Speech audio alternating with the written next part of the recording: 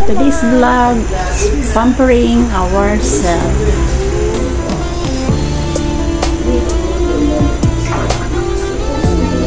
Hi, Weng! Ayan, pamper myself na naman tayo. Kailangan na naman kasi na-stress na naman sa bahay.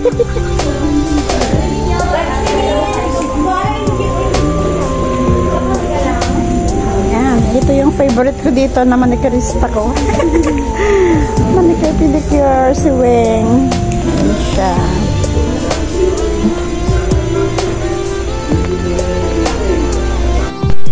Yun na nga, nagpa-span rin po tayo dito.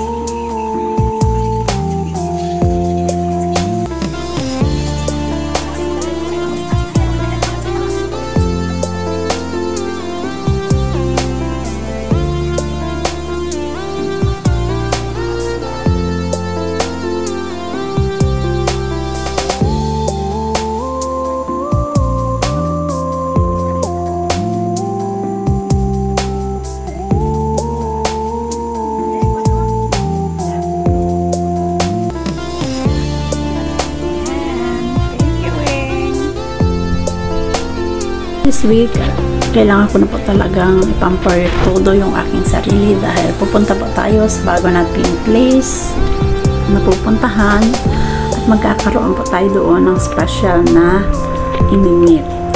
Tinodo ko na po yung pagpunta dito sa salon dahil ang nabalitaan ko pong lilipat na po sila sa kanilang location at this is the only way na makaka-meet ko pa itong aking manicurista. Kaya ayan, dahil hindi po ako nagpapahawak sa ibang tao, ayoko pong masira yung aking mga paa dahil never po ako nagpakuha ng mga cuticle ko po dyan sa gilid ng aking mga daliri. Kaya mas kampante po ako kapag si Weng po ang mahawak sa akin dito pagdating ko dito sa salon. Kaya laking pasalamat ko dahil halos ilang taon na rin po kami nagkasama ni Weng para alagaan po niya ang aking mga kamay at daliri. Kaya ayan, thankful po ako sa kanya at blessed din po siya dahil never po siya nakakalimutan palagi.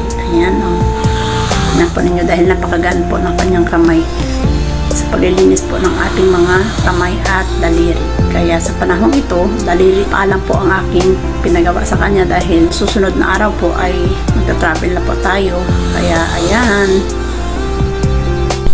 shout out to Rowena and thank you for making my nails beautiful again.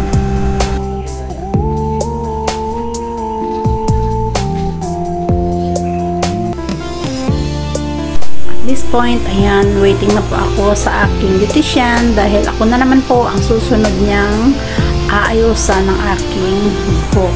Kaya ayan, antay-antay lang po tayo dahil meron po nakauna po sa atin, kaya mag-aantay po tayo sa ating number na matawag para sa ganong oras ay maasikaso na po tayo. Dahil nalalapit na po ang ating pinaka-espesyal na araw na pinaka-aantay, kaya ayan, kailangan na po nating ayusin ang ating mukha para hindi na po tayo mag-looking stress at haggard. Kaya ayan, excited na po ako sa aking new look. After ng ilang minutes nating pag-aantay, ayan, dumating na po yung oras ng ating pinaka-aantay at tayo naman po ang kanilang aasikasuhin.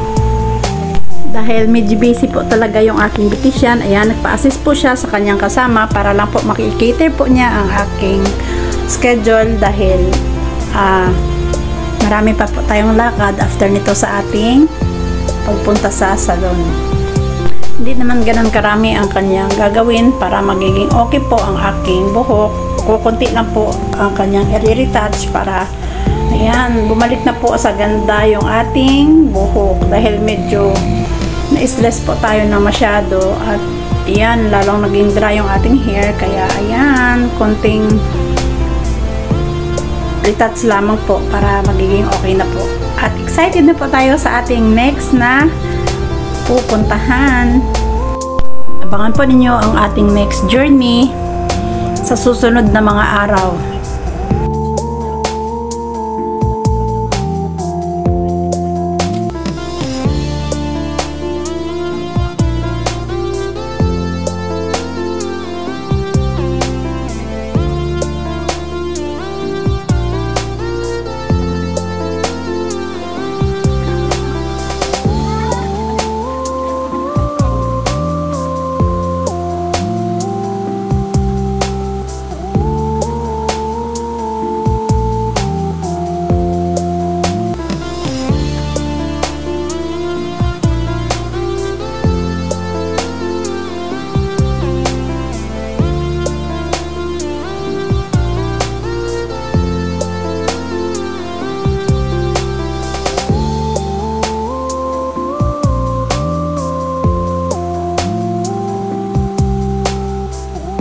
Ayan, tapos na pong applyan yung ating hair. Antayin na lang po natin na matapos. At ayan na guys, nagbanlaw na po tayo.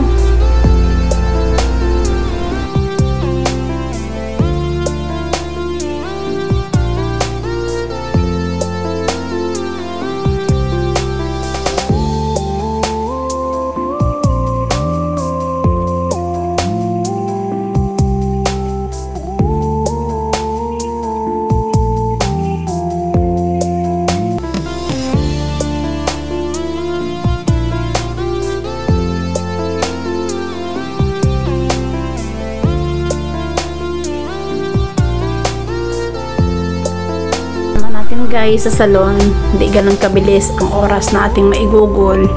Kung minsan, inaabot po tayo ng buong araw sa pag-aantay, pero ako, naabot lang po ako ng ilang oras dyan dahil hindi naman talaga ganun ka rami ang aayusin sa ating buhok.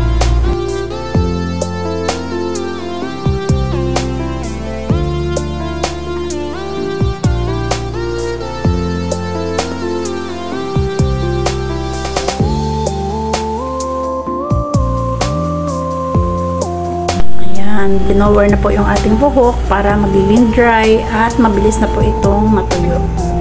At yun nga guys, nagtulong-tulong na po silang mapadali ang aking buhok para matapos na din po ang aming pag-aayos.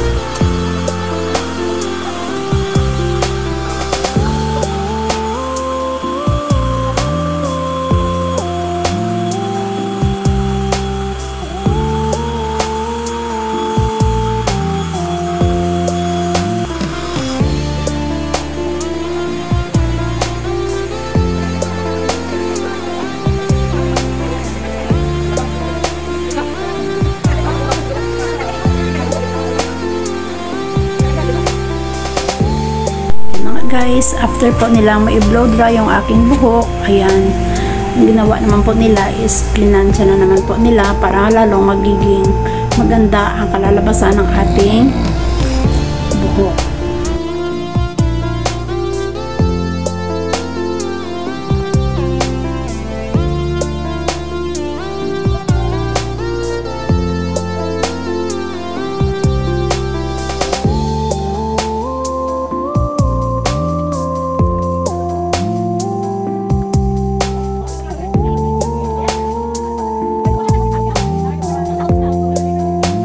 Ganyan po ka-supportive ang mga beautician dito sa paborito kong salon. Dito lamang po yan sa Buong Salon dito sa Bacolod City. Dito natin makikita kapag nagtutulungan ang bawat beautician, mapapadali po ang kanilang mga ginagawa. At napakaganda po ng kanilang resulta dahil lahat po sila ay nagkakaroon ng unity sa lahat ng kanilang mga ginagawa dito sa salon.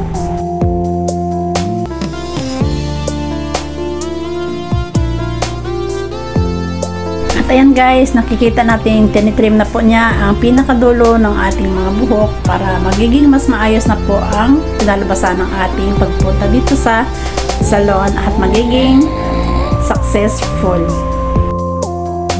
Halos ilang oras na rin po akong magpapahawak dito sa aking pinaka-paboritong beautician Shoutout po kay Roland dahil siya lang po yung humahawak talaga sa akin dito kapag napunta po ako dito sa kanilang salon.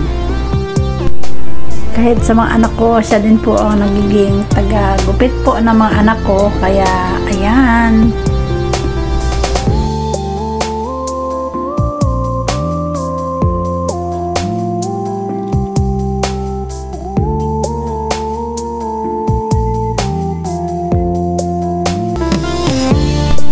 Ayan na nga guys, after a few minutes, makikita na natin ang result ng aking itsura. Ayan. I just want to say thank you also to Roland for my beautiful hair.